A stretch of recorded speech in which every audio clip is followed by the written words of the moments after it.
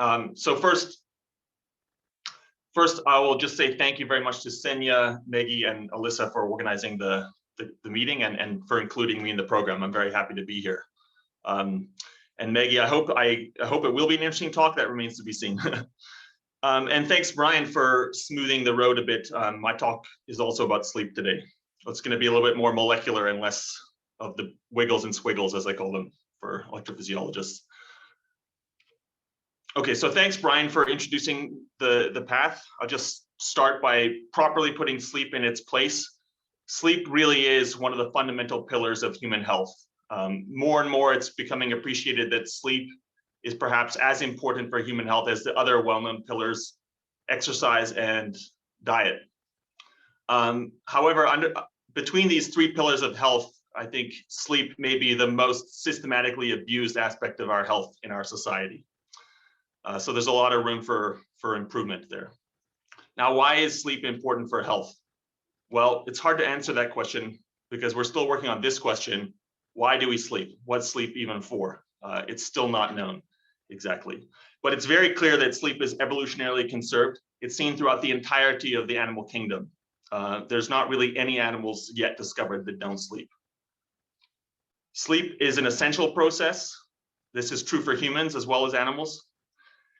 It's likely that sleep is providing benefits for many aspects of our physiology, multiple different organ systems. But the thinking is that sleep is really something that's generated, it's a behavior that's generated by the brain and for the particular benefit of the brain. It's very clear that sleep provides considerable improvements in memory function, as Brian mentioned. And sleep is also important to maintain other higher cognitive functions like learning, working memory, emotional control, attention, etc. So again, it's likely that sleep is performing multiple different kinds of functions in the brain. There's not just one mechanism or one locus of sleep's benefits. It's probably coordinated action of multiple aspects of brain physiology. But in order to benefit things like learning and memory, at least one major target of sleep's action is going to be neuronal synapses. And there's a lot of evidence to support synapses as a major target of sleep's function. Now, a single night without sleep can cause measurable deficits in cognitive function. Now, what about chronic sleep disruption? Arguably, chronic sleep disruption is going to cause that much greater impact on brain function and behavior. And indeed, chronic sleep disruption is associated with many different diseases, autism spectrum disorder and Alzheimer's disease, to give two examples, schizophrenia. There's many others. Now, what we really want to do in my lab is to really understand what are the molecular events that occur during sleep, specifically at synapses, and to really understand how these remodeling of synapses during sleep contribute to cognitive function. And once we really can understand this sort of nuts and bolts mechanisms of how sleep is doing its thing, we can start to develop new therapies to treat sleep disruption in diseases like autism and Alzheimer's. And the idea here is that targeting sleep is going to have then a measurable improvement in other kinds of aspects of brain function and cognition. Now, let me just pause here for a moment to really emphasize a question here for the field. How are we going to treat sleep disruption? Is it enough to target sleep behavior? Can we just have drugs that will induce sleep states? Or do we really need to target sleep function? And I think this is important because we already have a fistful of drugs that promote sleep behavior. They suppress arousal, they promote sleepiness. People have been taking them for decades, but the medical benefits of such drugs are highly equivocal, especially for long-term use. And to give one example, zolpidem, which Brian mentioned, it's one of the most widely used sleep drugs. The long-term use of this drug is actually so correlated with an increased risk of Alzheimer's disease. And correlation is not causation, but still, I want my drugs to be correlated with decreased disease, not increased. So I think there's a lot of room for improvement. Now, what about sleep function? If we can really understand how sleep is doing its good work, can we target those pathways and get the full benefit of sleep? And I'm imagining that such a drug wouldn't necessarily promote sleep. It wouldn't necessarily make you feel sleepy, but when you go to sleep, you're going to get that much more out of that sleep state and get the full benefits. And right now we have no drugs of that type. Of course, it doesn't have to be drugs. It could be a different kind of intervention like Brian mentioned. targeting sleep function by targeting oscillations or something like that. I'm a little bit more of an old school pharmacology type thinker. Okay, now speaking of sleep function and synapses, what does sleep do to synapses? There are really two major camps in thinking about how synapses are modified by sleep. I really love this figure from this 2010 review article. Obviously, these models have developed quite a bit since that time, but I'll keep it simple for today. So there's two major models, the synapse homeostasis hypothesis and the systems consolidation model. The synaptic homeostasis model suggests that when we are awake, engaging in behavior and learning, there's a net strengthening of synaptic connections throughout the brain, especially in the cortex. And this is driven by long-term potentiation type plasticity. So encoding information from our experience. And this leads to a net increase in the strength of synapses during our waking time. And as you can imagine, there's a limit to this. Synapses can only get so much strengthening during the day. And then this actually limits our ability to learn after a long period of waking. During sleep, there's a very broad weakening of synapses that restores synaptic strength back to baseline. And this weakening of synapses then allows for new plasticity on the following day, so renewing our ability for learning. Now, since 2010, I'll add this little addition here. There's an idea that this is a broad but selective weakening. So the majority of synapses are become weaker, renewing learning, but specific memory-containing synapses are protected from this weakening process, and this promotes memory consolidation by enhancing signal-to-noise ratio. Now, the system consolidation model is suggesting that when we are disengaged from behavior, when we go unconscious, different parts of the brain can now become synchronized and allow them to talk to each other. And this allows for things like transfer of information from one part of the brain to another, say from the hippocampus to the cortex. And as Brian said, this requires a very sophisticated coordination of these oscillations. And by transferring information from one part of the brain to another, you're actually transforming the memory from a short-term state into a long-term state. So there's a good reason to think that there's a lot of support for both of these models. They're not mutually exclusive, but I like, it's fun to have a little controversy. It makes people excited. So what's the chief disagreement here? The homeostasis model says that synapses should get weaker during sleep. The consolidation model says that synapses should become stronger during sleep. I come from a postsynaptic training, so I take a postsynaptic view of the world. I can't help it. And essentially, if we want to think about strength of synapses, this is really a function of postsynaptic AMPA-type glutamate receptors. When you want to make a synapse stronger during LTP, for example, additional AMP receptors are added into the postsynaptic membrane. And then to weaken synapses during long-term depression or homeostatic scaling down, AMP receptors are removed from the postsynaptic membrane. And I point this out as just because AMP receptors are really a good readout to know what's happening to synapses in a sort of general sense, excitatory synapses. So when I was a postdoc, I started this study, and it started off with a very simple experiment. I'm using mice. They're young adult black 6 mice, male mice. And what I did was to sacrifice mice a few hours into the dark phase when they're highly active and awake, or a few hours into the light phase when they've been primarily asleep for these hours. I then dissected out the forebrain, the cortex and hippocampus, and used the biochemical fractionation protocol to isolate the postsynaptic density, or PSD fraction. As you can see in the Western blot here for this synapse marker PSD95, we're getting a very nice enrichment of synaptic material in this PSD fraction. And so now very simply, we can look at a collection of synapses from the forebrain from animals that were awake or that had been mostly asleep and compare them side by side and ask what kind of changes have occurred at this very broad level. Keeping in mind that any differences we see in this type of readout is representing the net change of synapses, there's no information about any individual synapses.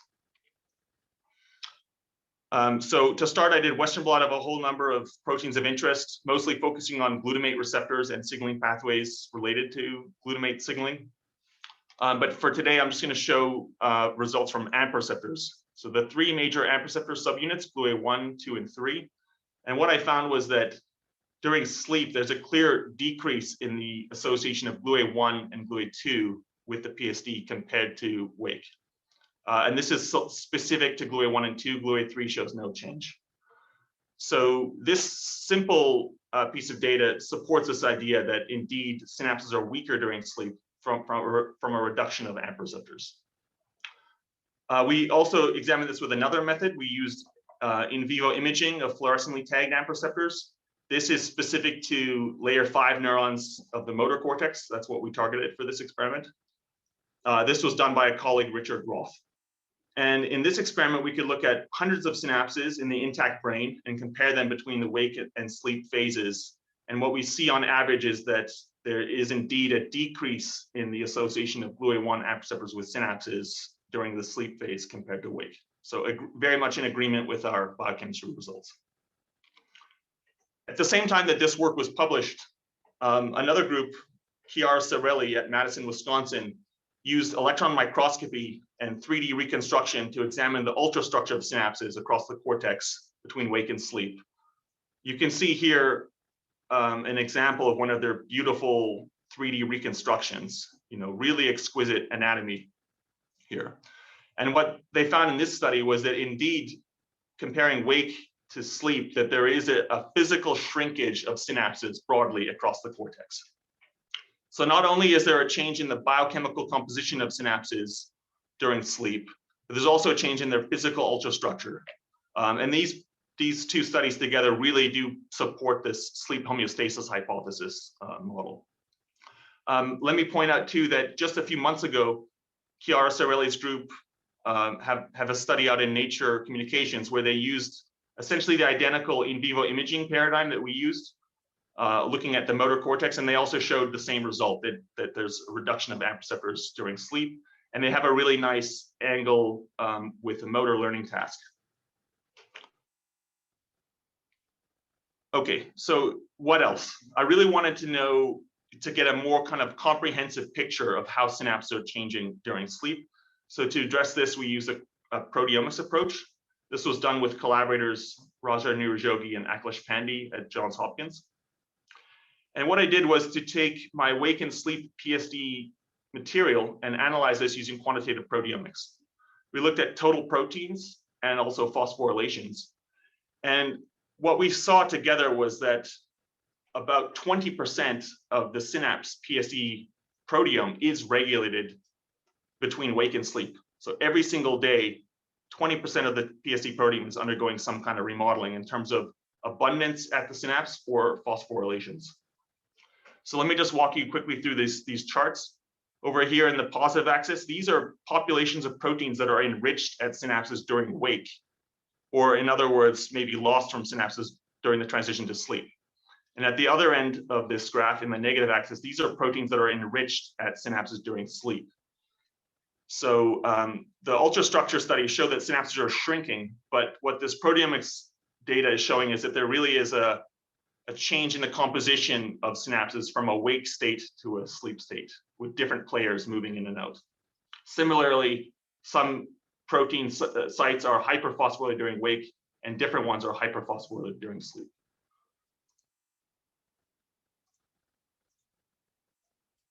Sorry, I'm messing around with my talking heads here. Okay, now what we have here is a parts list. These are all of the proteins that are regulated between wake and sleep. But what we really want to get at is what is the molecular basis driving these changes? What are the key synaptic signaling pathways or metabolic pathways that are really driving this remodeling of synapses?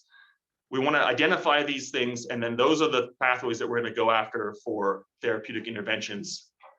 Now, as a first pass, I found there's an interesting cluster of signaling proteins that are enriched at synapses during wake, including PKC isoforms and inositol triphosphate receptor.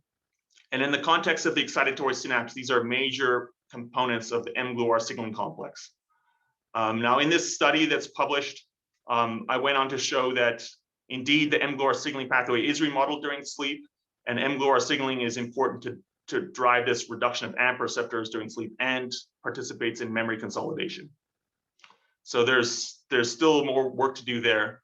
But is that it? Is that the pathway, the master pathway? I don't think so. I'm sure that there's multiple parallel signaling pathways and metabolic pathways that are really coordinated to give you those benefits of sleep. So we're really kind of diving in my own lab now. We really want to dive into this data and try and extract further mechanisms. And for today's talk, I'm going to focus on one hit that was quite intriguing for me, which is this protein Pha, fatty acid amide hydrolase. And this is it's an enzyme that's part of the endocannabinoid signaling pathway and part of the metabolism of endocannabinoids. This enzyme Pha is upregulated at synapses during wake, and it's lost from synapses during sleep. Now let me introduce you to the endocannabinoid pathway. Endocannabinoids are bioactive lipids. There's two major flavors of these, anandamide and 2-arachidonyl glycerol, or 2-AG for short. And there's actually a whole constellation of related metabolites that are all bioactive, but these two metabolites are the most well characterized and the most potent agonists of the cannabinoid receptor. 2-AG and anandamide are synthesized in the postsynaptic compartment, and they then activate the cannabinoid receptor in the presynaptic plasma membrane. And activation of the cannabinoid receptor leads to suppression of neurotransmitter release.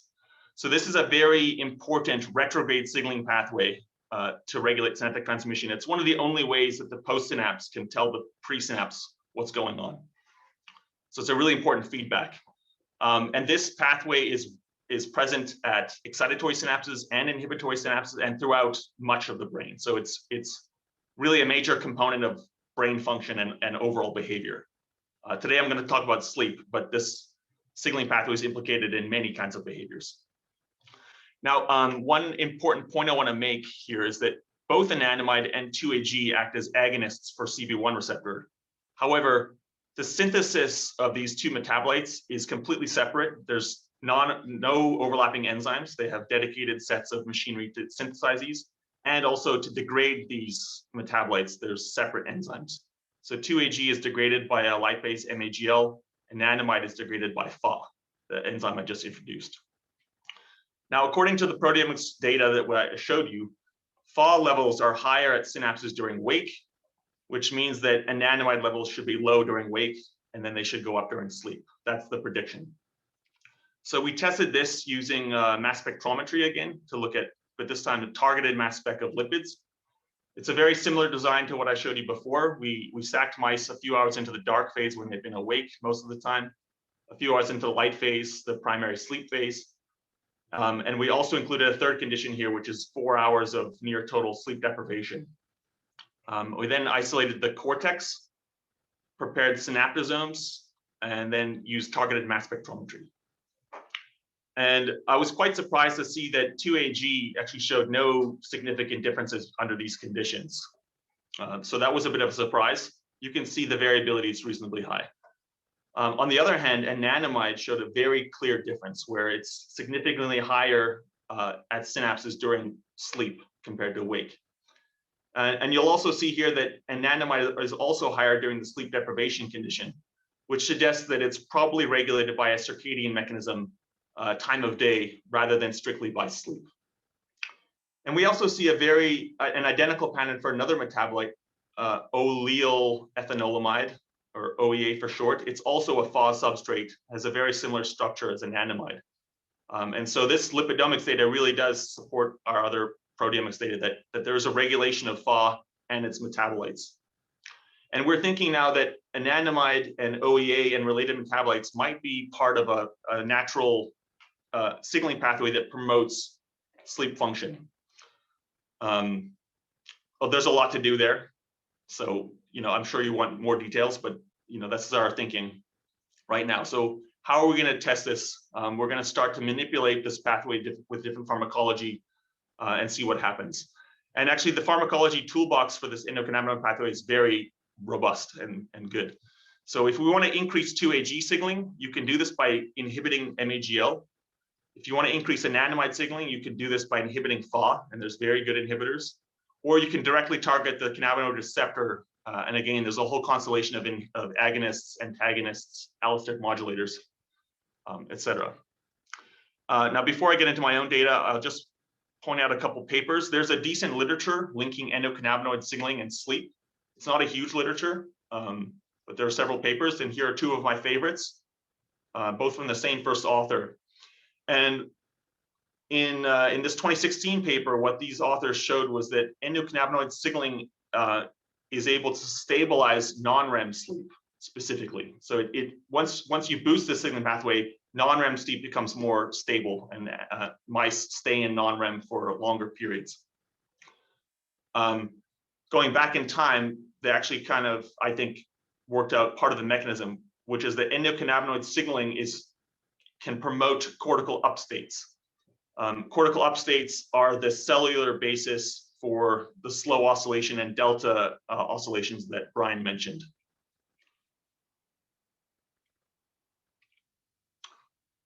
Okay, so just briefly, in our lab, to study sleep behavior, we're using this system. We built our own little mouse wake sleep behavior monitoring satellite facility. It's basically a hotel, which we call the Mouse House. And it's a dedicated space just for sleep analysis. And it's a very quiet space, no interruptions from lab staff or personnel. We have a controlled light dark environment. And in our Mouse House, we have a 32 home cage monitoring system called Piezo Sleep. It's completely non-invasive. You can see a picture of the Mouse House here. And each one of these cages has a piezoelectric sensor underneath the bedding material of the mouse. And it can measure any kind of motion of the mouse, very fine motions, and also breathing, just the mechanical force of the mouse's chest moving from breathing. And we use a custom software to score wake and sleep behavior from this mechanical signal. And this system has been validated by simultaneous EEG recordings. It's got major advantages over EEG for throughput and analysis. Of course, it has major disadvantages in that we're not getting electrophysiology readouts. We don't have any information about non-REM or REM spindles, etc. And here I'm showing you an example of a 3-day trace using our system. As expected, mice are sleeping a lot more in the light phase, ZT 0 to 12.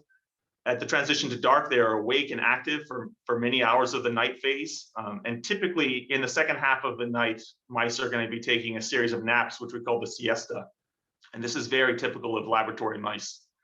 And you can see that this pattern of sleep and activity is very robust over these multiple days of recording. And again, this is very typical of laboratory mice. Okay, so in this experiment, we injected all our mice twice with a vehicle control or with some drug, and we're using a random crossover design. And then we're comparing the day of vehicle injection to the day of drug injection. And in this first experiment, we're using the cannabinoid receptor inhibitor AM251. And what you can see here in the sleep trace is compared to the day of the vehicle treatment, when we inject the CB1 inhibitor, you get this massive decrease in sleep amount that lasts for several hours. So sleep is greatly suppressed for many hours. It's quantified over here.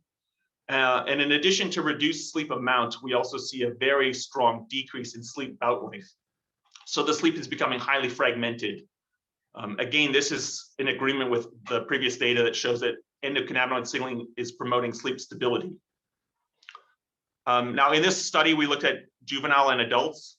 Never mind that for today's talk, we got the same results at both ages. And here I'm showing you data from males, but we got identical results from females also. So suppressing endocannabinoid signaling fragments sleep, suppresses sleep. What about enhanced endocannabinoid signaling? So as I said, we can do this by targeting the degradation of endocannabinoids, targeting Pha or MAGL. Here I'm showing you data where we inhibit Pha using this inhibitor compound 3845. And we actually confirmed by mass spec too that the drugs actually really do work selectively by targeting anandamide and its related metabolites. So I'll just skip here to the quantification. What we see, we looked at 3 different ages, but we get the same results regardless. We get a modest increase in sleep amount when you boost anandamide levels. And also you get an increase in sleep stability, sleep bout length. So that was quite interesting. we actually get identical results when we promote 2-AG signaling by blocking MAGL. So either metabolite is able to support sleep. So from a therapeutic option, perhaps there's two chances then to manipulate the system to promote sleep. But our other data would suggest that anandamide maybe is the more naturalistic agonist relevant for sleep. There's also in this preprint that's available, there's also some very interesting sex differences as well that we found. I'm not going to go into that today, but it's definitely a point of interest. Okay, so now I'm going to switch to our neurodegeneration component. Of course, Alzheimer's disease doesn't really need an introduction. It's the most common dementia. It's a major problem in our society. Of course, it's very well known for its cognitive impairments, memory loss. And at the cellular level, this is associated with loss of synapses and eventual loss of neurons and atrophy of the brain. And there are also hallmark pathologies, extracellular amyloid plaques and intracellular neurofibrillary tangles made up of the hyperphosphorylated and aggregated tau protein. Now, what's maybe less well appreciated in the greater community, but starting to become really appreciated in the scientific research community is the role of sleep in Alzheimer's disease. It's clear that sleep disruption and reduced sleep amount later in life can actually predispose people to get Alzheimer's disease. And once Alzheimer's disease is underway, sleep disruption really can accelerate, and that sleep disruption may be a major driver of cognitive impairment and memory loss. And the metabolism of amyloid and tau has also been very definitively linked with the wake-sleep cycle. Now, for various reasons that we can discuss later, we decided to focus on tau rather than amyloid. Tau is a microtubule binding protein. Its business is to stabilize microtubules and also to regulate microtubule transport functions. And upon activation of certain kinases, tau, phosphorylated tau becomes dissociated from microtubules.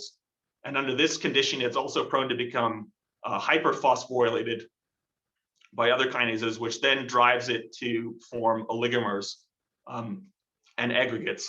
And eventually these oligomers will collapse into neurofibrillary tangles that ultimately kill the neuron. But prior to neurofibrillary tangle formation, these soluble smaller aggregates of tau can actually spread across synapses from one neuron to another and spreading throughout the brain in a prion-like manner. And that spread is also linked with the wake-sleep cycle. Now, it's not just aggregation and formation of neurofibrillary tangles that's causing mischief.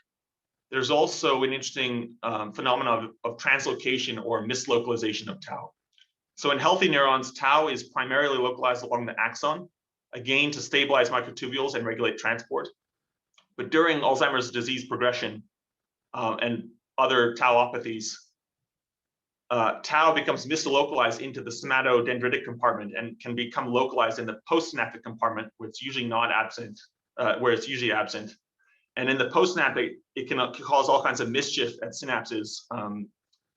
It's not fully worked out, but partly by impairing NMDA receptor signaling pathways, likely altering synaptic plasticity.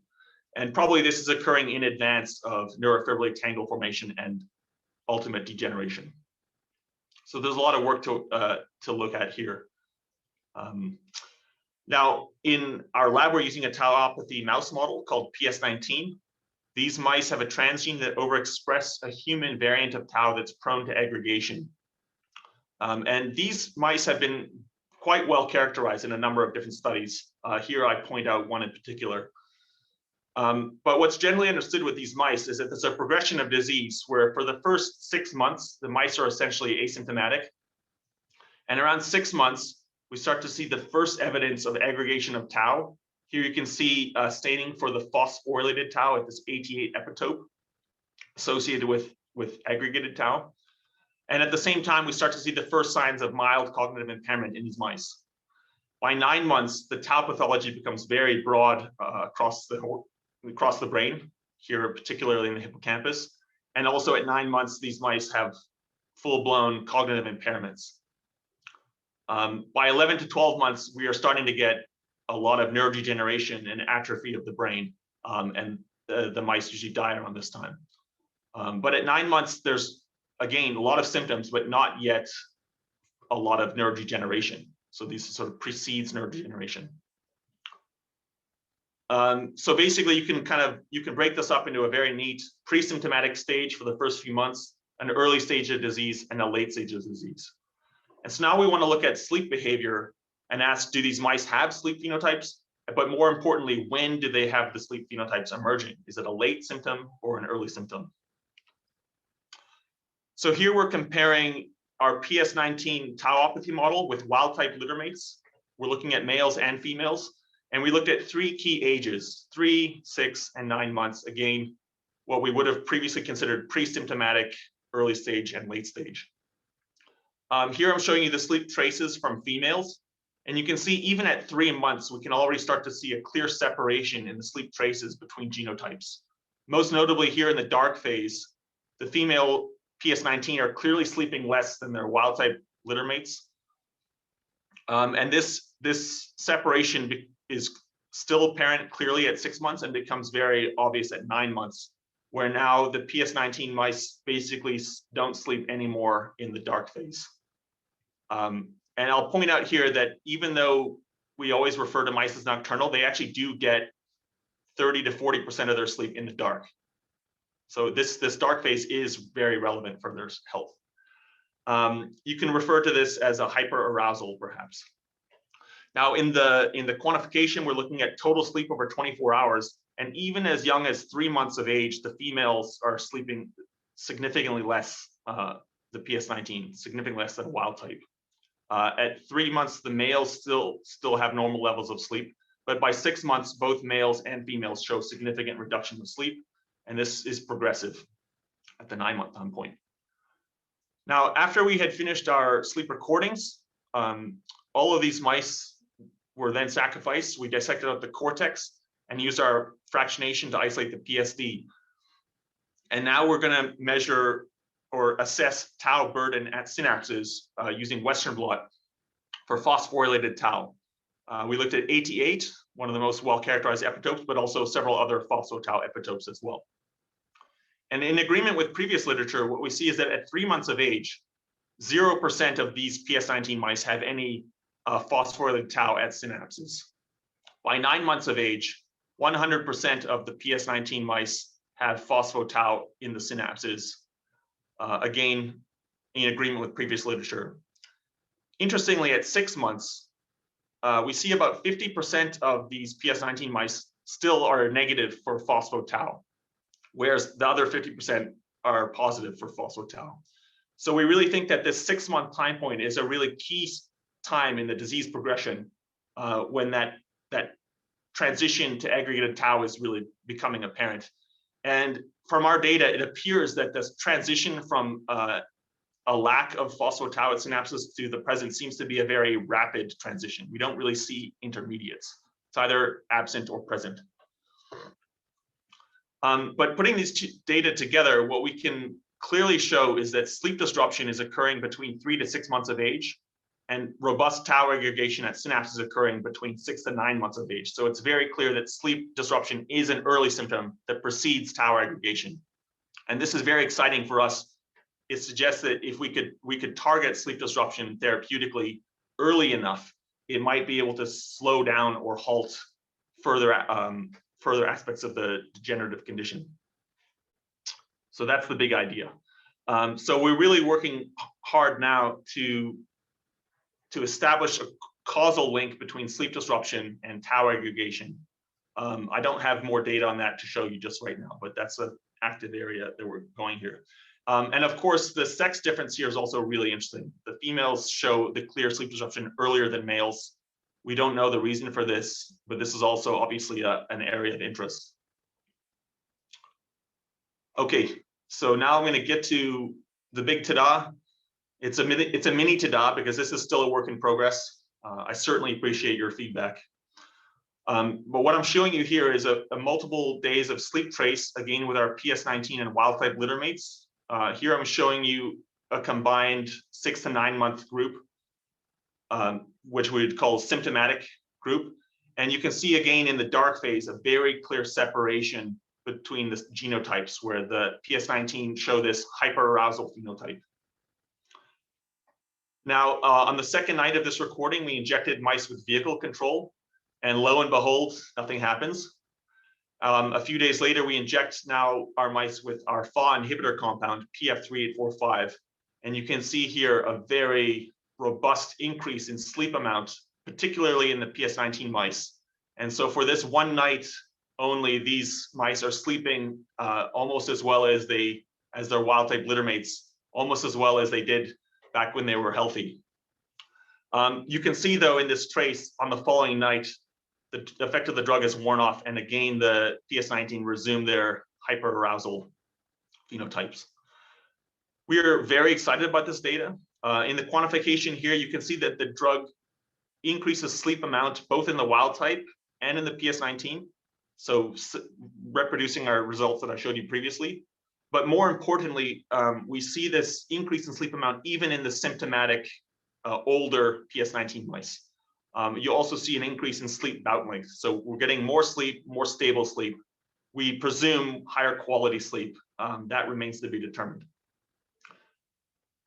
But one important point here is that the sleep disruption is not so bad. The sleep is not so damaged that it can't be recovered, even in the older animals. So what we want to do next is to develop a more sustained treatment and to see if we can get reductions in tau pathology, but also cognitive improvements. And of course, the one idea is that if we can protect the animals from getting sleep disruption in the first place, earlier in the disease, we're going to slow down the progression of disease. So a preventative type treatment. Another possibility is that we could actually recover sleep behavior even in the later stages of disease. And it's possible that this might even have a disease modifying effect, maybe reducing tau burden and recovering cognition. We're going to test this. It's perhaps a bit of a longer shot. It might be that you can recover sleep, but the damage is too far advanced. So I have more hope for a preventative type treatment than disease modifying, but again, we'll see. I wish I could tell you more just now that FAW inhibitor and improved sleep reduces tau. We don't have that data yet. So to summarize, the endocannabinoid anandamide and related compounds are upregulated during sleep in healthy adults. Our AD, or more accurately, Tauopathy mouse model shows age-related sleep disruption. And importantly, sleep disruption occurs in advance of robust tau aggregation at synapses. And sleep behavior can be acutely restored even in the symptomatic PS19 mice by targeting the endocannabinoid system. Now, as a future direction or work in progress, we're working on a sustained dosing of this FAW inhibitor to then act as a therapeutic. You can't cure Alzheimer's disease in a single night of good sleep. So we're going to have to work out a sustained dosing. Right now, we're piloting delivering the drug orally mixed with peanut butter. And this actually seems to be working really well as a low stress method for sustained drug delivery. And also, we're taking a genetic approach. We're crossing, at the moment, crossing PS19 with our FAW knockout mice. And this is going to be a really nice way to give a sustained increase in anandamide levels. The FAW knockout mice are viable. They show sustained increase in anandamide, and they also show an increase in sleep, specifically non-REM sleep compared to wild type. And so we're hoping that the FAW knockout mice will also protect the PS19 from developing sleep disruption in the first place and the subsequent aspects of disease. So that's coming. Of course, as you know, in these types of neurodegeneration studies with mouse models, it takes many months to get any data. So that's where we're at. Okay, Sean and Ksenia work together on the endocannabinoid project in my lab, but Ksenia is really driving the Alzheimer's or Tauopathy project. I want to say thank you to our collaborators and thank you to our funding, most notably NIA, the most recent funder. And I'll thank you all very much for your attention.